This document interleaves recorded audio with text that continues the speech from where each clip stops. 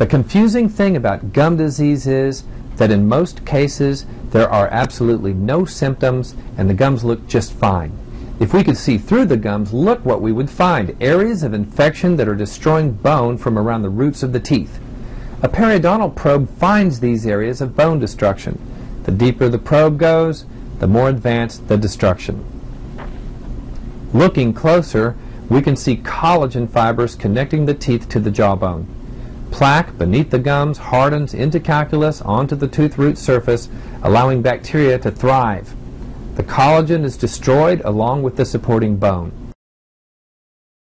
If we could make ourselves very small and go scuba diving beneath the gums, look what we would see: the real culprits that are responsible for gum disease: bacteria, millions of them.